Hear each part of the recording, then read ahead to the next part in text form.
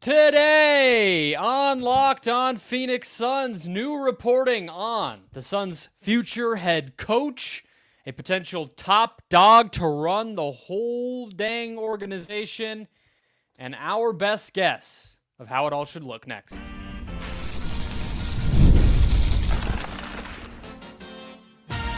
You are Locked On Suns, your daily Phoenix Suns podcast, part of the Locked On Podcast Network. Your team every day.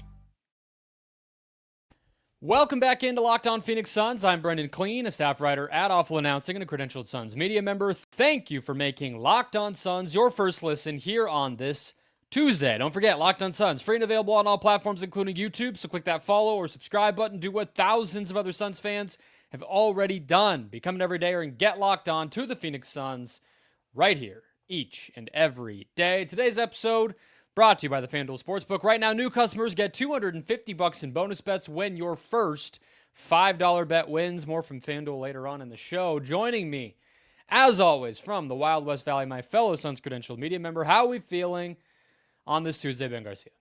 Oh, I'm so good. Nothing like a little, Tuesday action. It's our summertime. We're just keep on getting it, drops of and nuggets of knowledge. So it's good, man. Like, it feels like every day, either you or I are playing tag of what new report is coming out, and a lot more stuff, man. A lot more stuff. And the plot thickens, if you will. The plot thickens. We got a lot to get to. I'm excited. I'm kind of finally, I think, letting go of the fact that the Suns are not in the playoffs and just enjoying the games anyway. Like, I'm not fully there. It did suck this weekend. I actually did have the thought multiple times, like, man, there's really nothing like playoff basketball and actually feeling like you have a horse in the race. But some of these series are pretty interesting. I do think it'll be fun. And look, the Suns weren't winning a title, so that's kind of what I tell myself. I'm like, it would have been around anyway, so who cares? I'll just watch the good teams. Do you have a horse? Who are you rooting for? Not really. I'm not rooting for anybody. You're not rooting for you're doing the journalist thing. You're not rooting for the it's not about a journalist thing. It's about you're rooting for the I don't Timberwolves. like any of these teams to be a fan of them. I'm rooting for chaos. I just don't want it to be chalk. I just want like a surprise. That ends up being what I root for when I don't have my team. It's like even within a game, sometimes I'll be like, I actually want this team to win, but now I don't want it to be a blowout. So now all of a sudden I'm rooting for the team that's down 20 just to make it fun. You know what I mean? Well, quickly, I'm rooting for the Clippers, but no one cares about that. Okay. Do you think there's a team really quickly that you think has that upset potential? Not a 4-5, like a 3-6, 2-7, 1-8. Is the one that I think the Warriors are going to win. So that's a 7. Okay. We'll see. Not a hot I hope take, so. I don't think, but I mean, no, I do. Of course. Okay. We don't have to go down that road. It's absolutely a hot take. They're the 7th seed, but I'm rooting for it because that means all I could think of last night watching that game was, so you don't want Kevin Durant. Okay, man. Have fun. I'm sure that was fun last night with no offensive firepower, but okay, sure. We're not going to get anything back from KD. Okay. Sorry. Continue.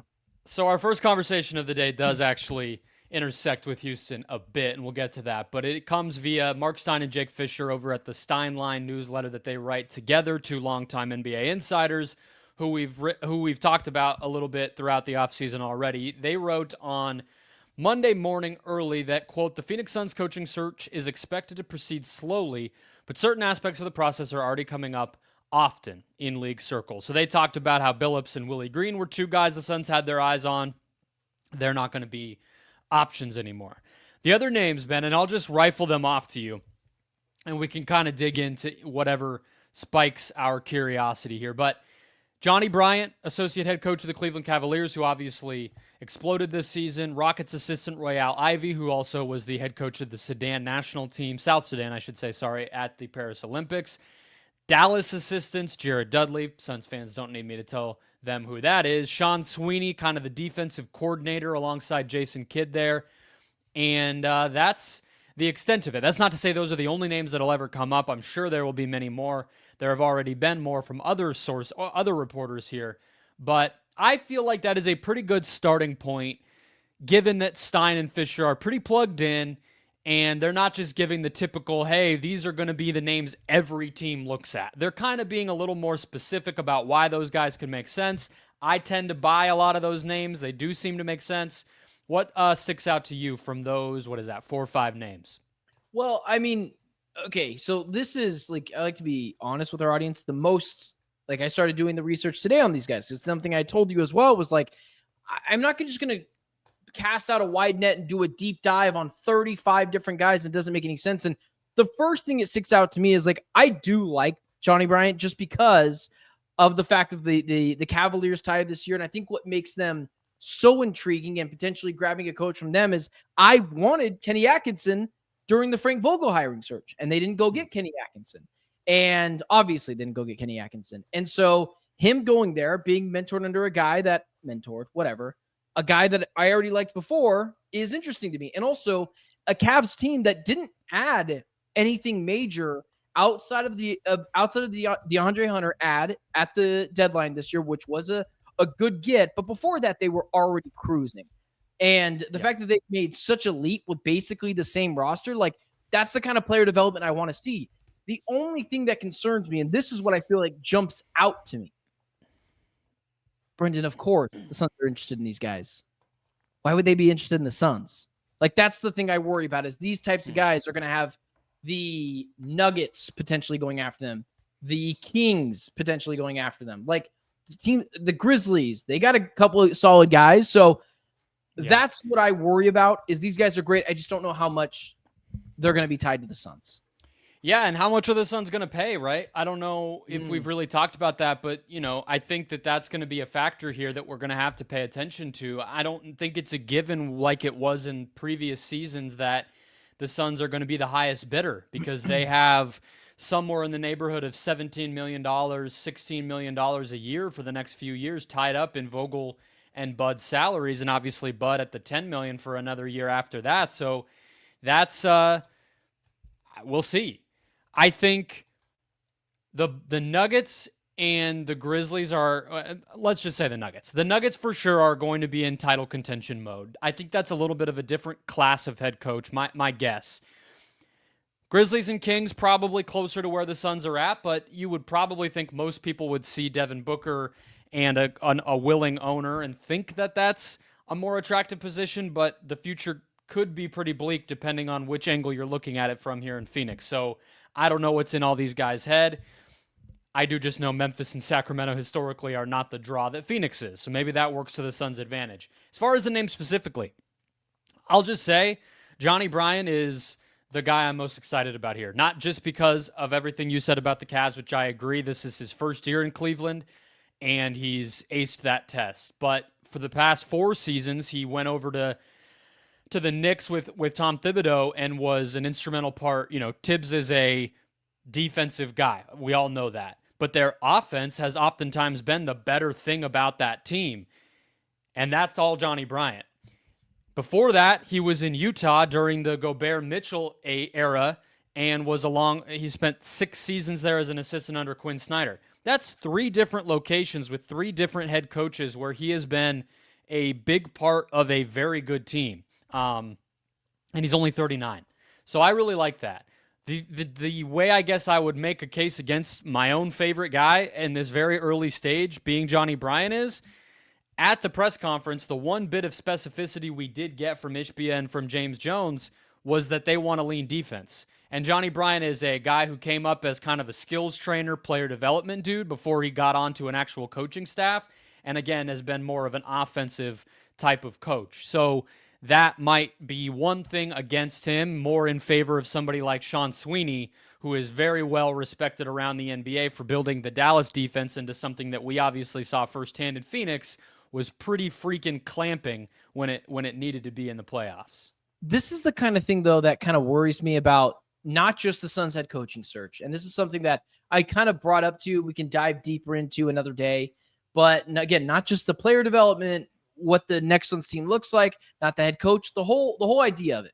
The Suns were clearly an awful defensive team this year, like one of the worst.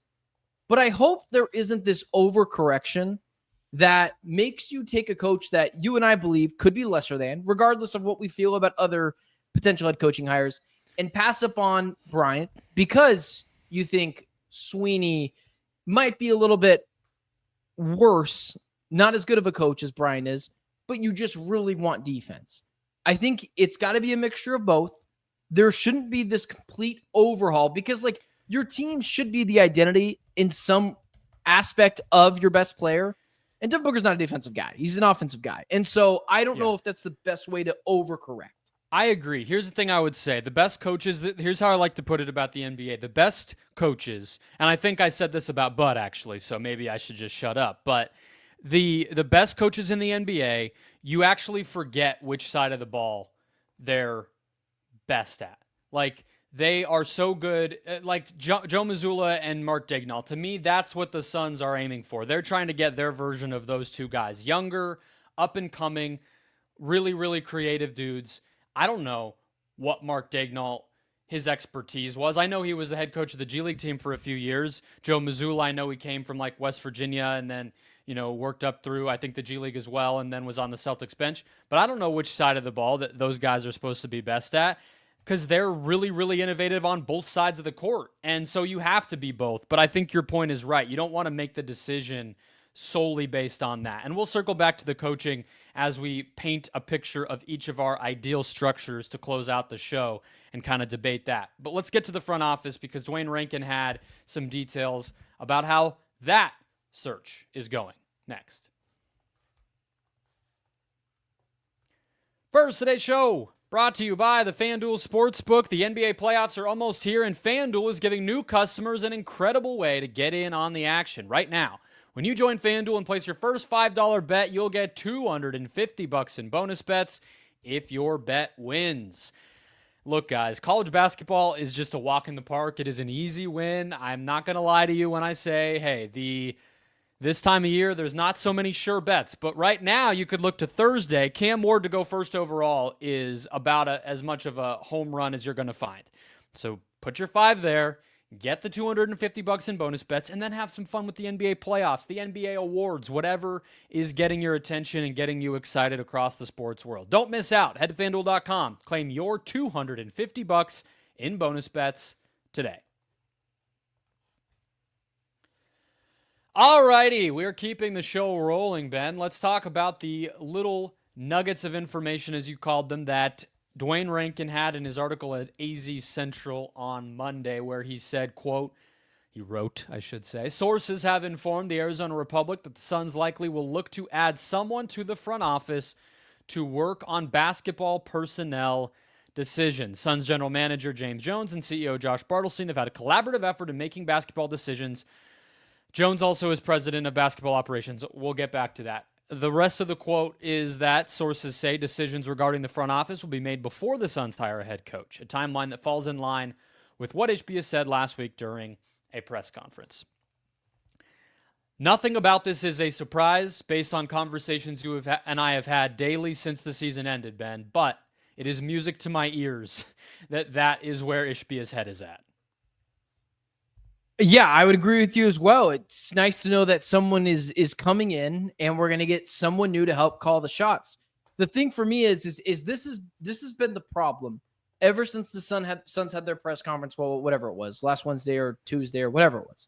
The problem with this has been there's no clear idea of what the Suns are looking for. It feels like they are behind closed doors, figuring it out as they go. But instead of releasing the information all at once, they're just giving little nuggets of information on it.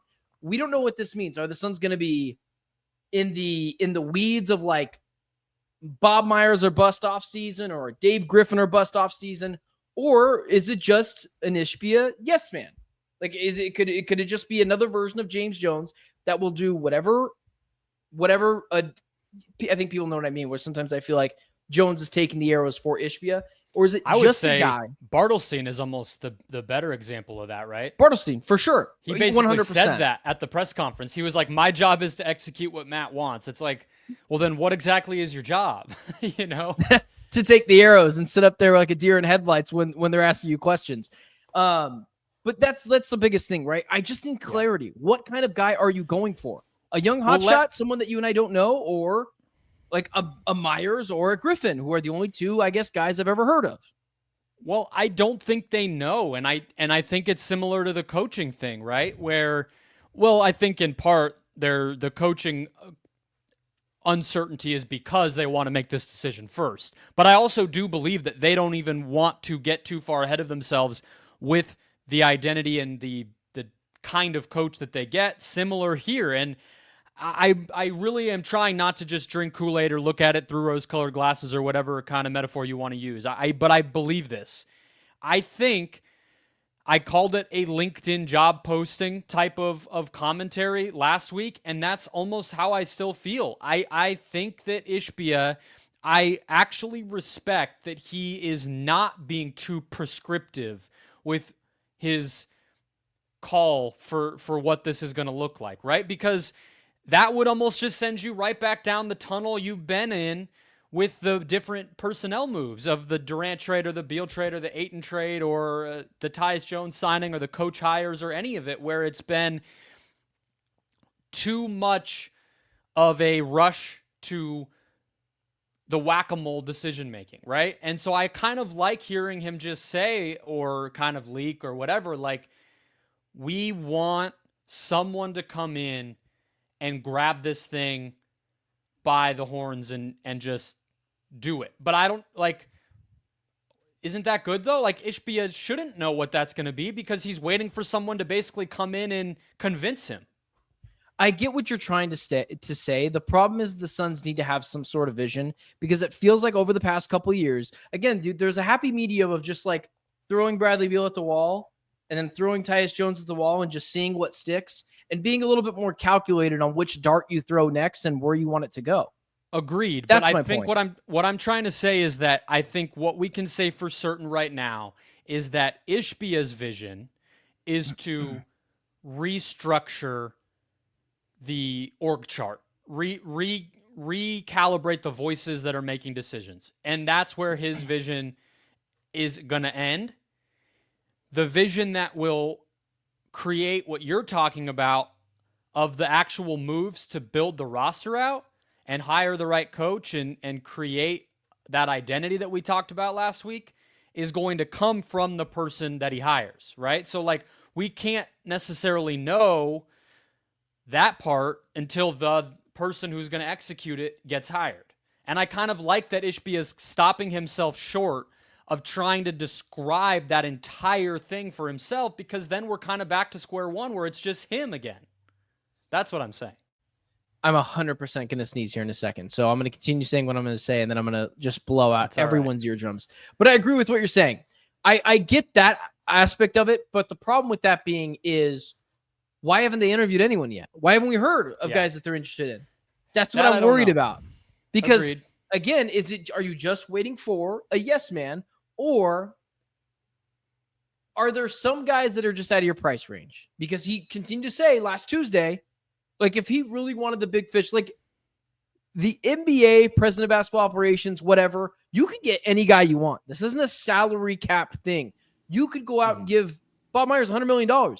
And this is something too where the Suns aren't held up with a bunch of outgoing money already, right? Like James Jones, his contract is just expiring. They don't owe him a thing. They let him walk, he's gone, or they bring him back and probably pay him less or whatever it ends up looking like if he stays. Bartelstein is a young guy. I doubt he's like the top of the market in the NBA of presidents of organizations. So I don't think money should be an obstacle.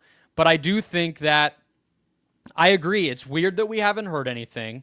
It's weird that we haven't heard names. I could totally see the fear that ends up with the pathway where all of a sudden on Thursday there's a John Gambadoro tweet or a Shams Charania story that drops where all of a sudden we're seeing over the past week, since laying out his vision for the franchise in a press conference locally, Mat Ishbia has been in close talks with Tom Izzo to come run basketball operation. You know what I mean? And then all of a sudden, any optimism that a dummy like me has been spewing on a podcast seems a little bit misguided. So I hear you, but the other thing I got to remember is, like, David Griffin's been out of a job for a week.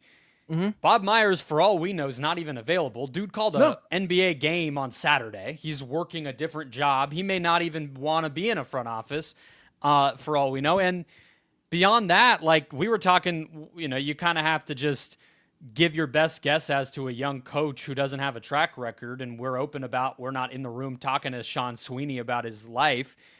We know even less about the people who are assistant GMs on the Raptors 100%. or something, Yeah. So like it could easily be one of those people and we wouldn't even be able to know if it's a good hire or not, frankly.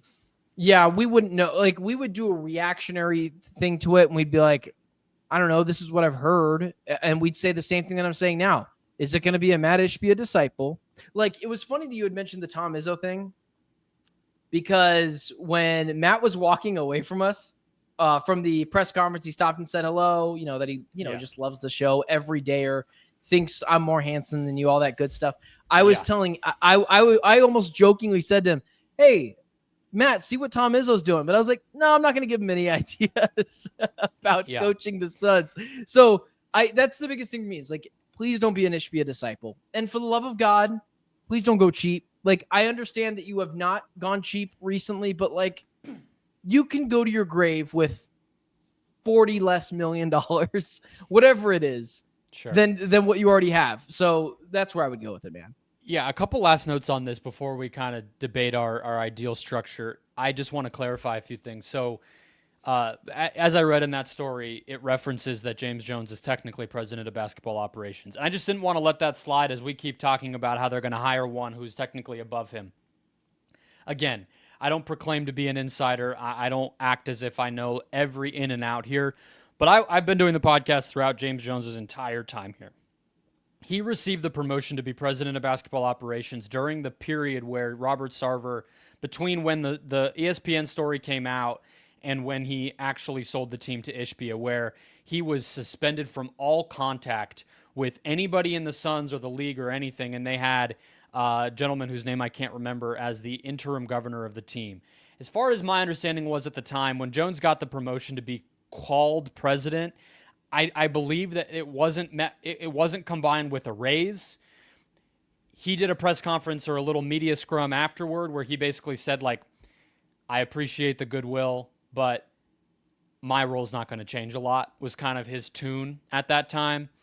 And I think it's almost a title that's just kind of stuck with him. But even if you read sometimes people like Shams or others who write about this team, they call him the general manager. You know what I mean? And so I think that that's how we should think about it. The last thing is, I'm just curious. I'm just throwing it out there because we're on the topic.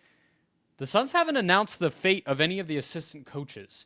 And I don't know if you noticed this, Ben, but Vince LaGarza, who coached the Suns Summer League team, he was at the practice facility for Ishbia's press conference last week, standing off to the side.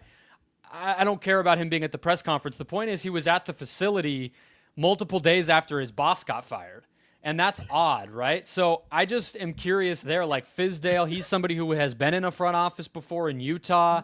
A lot of the guys that the Suns hired this past year were a little unorthodox when you look at Walt Hopkins from Washington or Brent Barry from, obviously he was a broadcaster, then he was with the Spurs. Yeah. I don't know if those guys are for sure gone. I don't know. I'm not saying they won't be, but I'm just curious. I hope they are. I hope they are. Well, I guess I mean, whoever comes in, I hope they have full control of who's on this roster. Like, I don't want Ishbia being like, or anyone being like, I don't know, man, we just got Brent Barry here, and he's a good dude. Like, I don't care if he wants him here. Awesome. Fizdale as well. But like, for all extents and purposes, man, take that for data. I want them to be able to control their own team. No one else. Agreed. Let's talk about what their team should look like, what this whole thing would look like if Ben and I were billionaires who get driven around in big old GMC trucks like we saw Ishbia do. Next.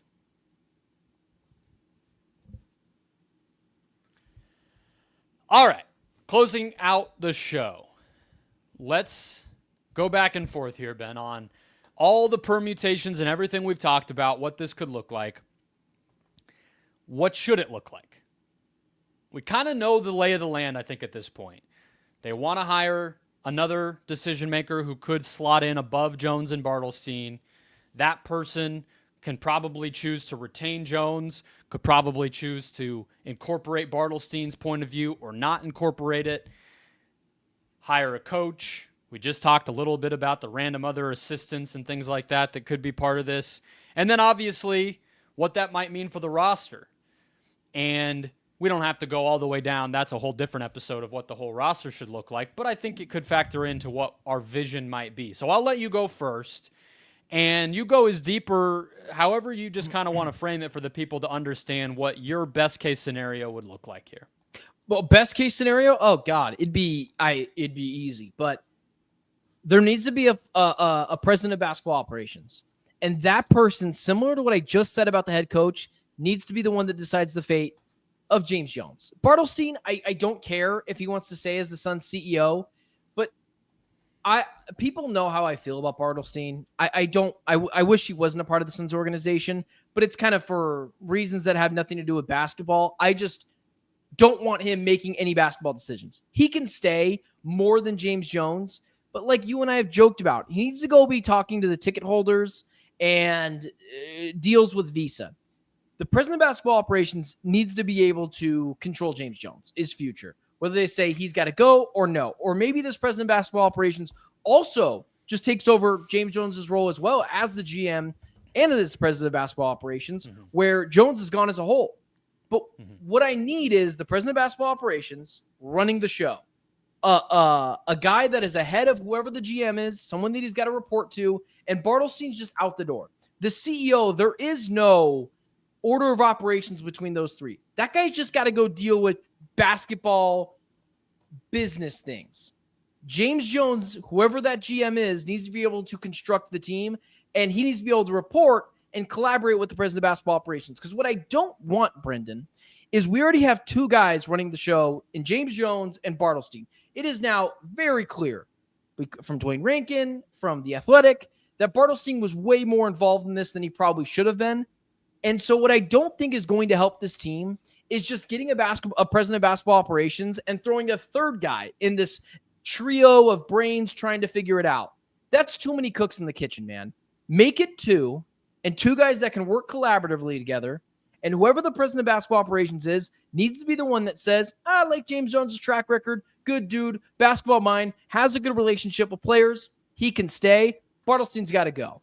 But that is my ideal way of going about it. And if I were to, I want Bob Myers. Like, if I can go as deep as I can, I just don't know he would leave his cushy job for this. I think he would for $25 million a year, but that's an Ishbia thing.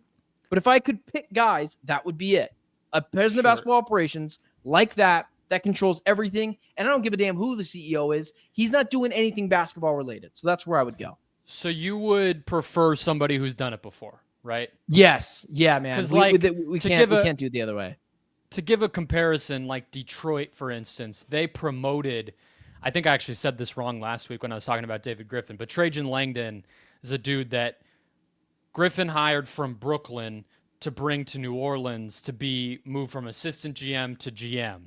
Then last season, Detroit rose him from GM to their president of basketball operations, and he obviously helped turn around the Pistons to be the 6th seed this year. So that's a way you can do it, where you kind of take another James Jones, basically, who's done a really good job, and you elevate him, and then hope that level that's kind of of power is good. But Myers has done it before, so those are kind of the two ways to go. Yeah, exactly. And it's not just like to really show off my brainiac power. It's not just the Griffins. It's not just the Bob Myers, but there's another way done. You had mentioned the Pistons guy. Well, Tim Connolly did that with the Nuggets, and then over to the Timberwolves. That was an opportunity the Suns could have taken last year. They didn't do that, and I wish they would have. So someone like that as well. Yes. Okay.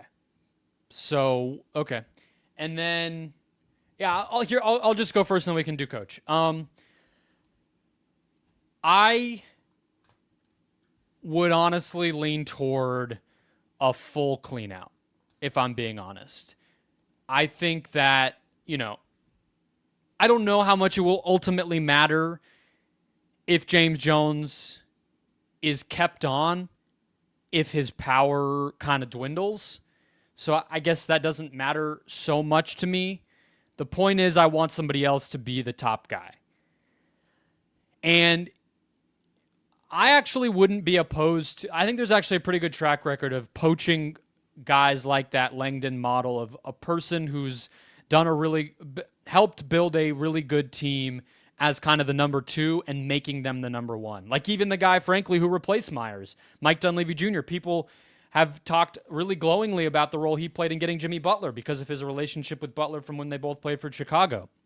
So I wouldn't be opposed to that, but it has to be somebody from a winning franchise. Boston, I think Mike Zarin is a guy like that over there that you'll hear about, or even Golden State, I don't know the names, or Miami, or the Clippers, the Thunder, the well-respected franchises. If it's somebody from one of the best teams in the NBA who really has proven it, then that sounds like it could really work here. And at that point, I mean, James Jones does have a track record of being a decent talent evaluator, a very good person and people evaluator, I would say. The only thing other thing I would add is I know like some of this just doesn't matter to people and it's kind of just names at a certain point, but like there is more holders on, I think, in this front office than people realize. Like I know the Suns parted ways with Trevor Buckstein a little while ago and he had been here forever and a lot of people did leave when Sarver left, but there's a handful of people who have been in this front office since James Jones was around. So you're talking about, 5, almost 10 years now. I'm not calling for those people's jobs, but I'm just trying to say that like, if you really empower somebody, then a lot of the voices in the room change. And that hasn't really happened since Ryan McDonough left. And even maybe longer, because Jones was around back then. It's been a very long time since this franchise has said, we are fully starting from scratch. So I think that could really benefit them. What do you think about Coach? Coach, I'm not going to give you a specific name because, like, of the guys that we've heard, I do like the Johnny Bryan idea. The guy, because I really liked Kenny Atkinson. I advocated for Kenny Atkinson as the Suns head coach when Vogel was hired. So I would go him. But to give you a more clear idea, like over everyone, it would have been Willie Green, but it's just not happening because of relationships, because I can't get the 2022 playoffs out of my brain where he just manhandled the Suns in that series. A first-year coach, a well-respected first-year coach who has paid his dues, and someone, again, like we've said it a million times, someone who relates to Booker, someone who relates to the players, and the old school mentality of like Tibbs, Bud, Pop, I don't really think that flies as much anymore. You can do that, but you got to earn the respect first. So someone like that, like a Billups would have been great in that sort of angle, a Willie Green, a Bryant, but a first-year guy, because I don't think the other guys were going to make any sense, a first-year guy who has had some success, and not just with one place, kind of very similar to the Johnny Bryant thing. Knicks, Cavs, under Quinn Snyder at one point. Like, those are all the things that I want to see. A guy that is well-versed, but not super old, and can relate to these players. Yeah, I'm really curious, and that's something we haven't hit on, is what's the guy that, are we going to hear the guy Book prefers at some point? Like, is that going to be part of the reporting? I'm curious, and I know we had talked before we recorded about Royale Ivy and kind of what that would mean for KD. I just think that the Suns are going to hire, they're going to already probably, I know we talked about that report that said that they could let the coach have input.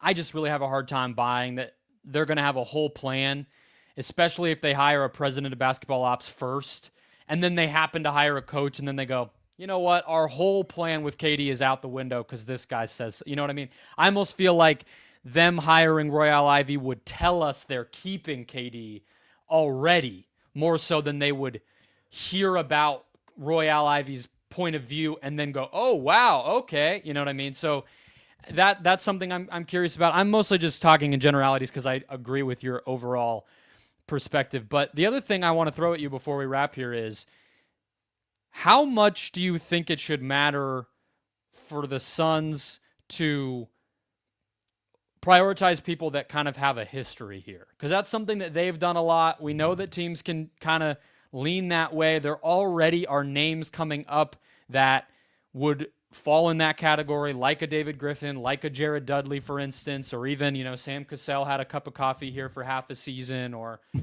Steve Nash. I know people can't stop talking about how they want Chris Paul to coach this team. Like, okay, yeah, that's the stupidest thing ever. Yeah, we don't have to even talk about that. Just stupid. Just so stupid, yeah, but continue. It's not real either, which is why I'm No, of course not. Of course like, not.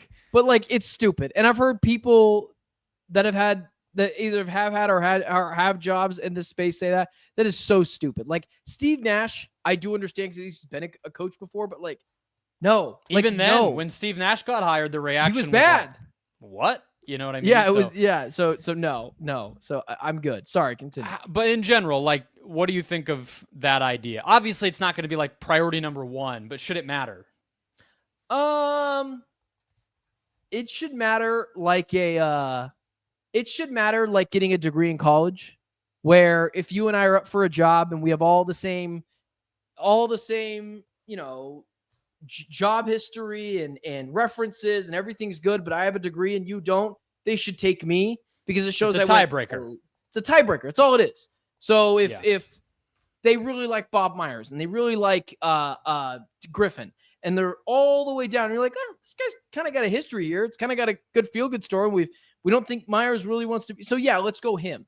So It's only a tiebreaker. Other than that, I really don't care. Like I really and just it don't could care. be the thing that is a tiebreaker also for the candidate, right? Like you were saying, like our coach isn't necessarily going to want to come here. It might be something that could pull people in a little bit more easily, and maybe you don't have to spend as much, or you're ahead in the candidates' priorities if there are multiple teams that want to hire these guys. But at the end of the day, it's only a handful of the total people we're going to be talking about. It may not matter, but I do think Valley sports fans love nostalgia, so I think it's going to be in the conversation. Well, we love nostalgia because we have no real history to really look back on in terms of championships here. It's called low sports self-esteem. I have it too. We have to get out of that as a sports fan base in Arizona. Can I just throw this to you really quickly for like 30, 45 seconds? Because we are talking about the front office, all that stuff. And I did mention it. Nash is a pretty smart guy. And you already did go the James Jones route for president of basketball operations. What do you think of Nash Nash is a president of basketball operations guy. Would you hate it? I don't think it Mike would be Dunleavy the stupidest thing to have him as a voice here. I don't know what role makes the most sense or whatever, but I think, like, have you watched any of the podcasts with LeBron? Yeah, I sure have. And I that's don't know what how made you me could think watch about that and not think he's not only okay, of course, it's going to make you look good to do a podcast, like, whatever, but it's also like it shows that he's in it right now with the modern league. And I think that's the part you would wonder about with Nash, because he kind of disappeared and then he came up. Okay, now he's the head coach of the Nets, and then he disappeared again, and now he's doing a podcast. So you could kind of wonder, like, does he really want to be in this world still? But that podcast, you look at it and you're like, he's locked in. Yeah. Oh, he's locked in. He could still do that pod, by the way, too, as the president of basketball operations. But he's some marketing. Yeah. He's really smart, like really just wicked smart, whether it's sports or not, speaks really well. He would have, he's got to know how to build a team in some way, right? He's breaking down the modern game of basketball. I like that idea. It's like not ahead of some of the other guys, but like if he walked in, just bring him in for an interview. Just see what he could do. Not as the head coach, but as the president of basketball operations, a smart dude that people respect. That is interesting. And it actually came to me because I've been watching the podcast, because it's Steve Nash and I want to relive some of the history, and because I have low sports self-esteem. And he's just, I'm like, wow, that might be a guy. That might be a guy. Yeah. But that's I definitely recommend that podcast, especially the most recent episode for Suns fans. Oh, if you so good. Checked it back out since Redick left. They talked all about Nash's career instead of LeBron, and they dipped back into the 7 seconds or less stuff, and just Nash talking about operating off of that hesitation dribble. That was like basketball nerd, cool. It was so cool. Euphoria. So everybody should definitely check that out. But that'll wrap us up. Hit follow or subscribe to this podcast. Forget that one. I hate it now that I'm plugging ours. We'll be back here for you all throughout the week with the latest news. Enjoy your Tuesday. We'll talk to you next time.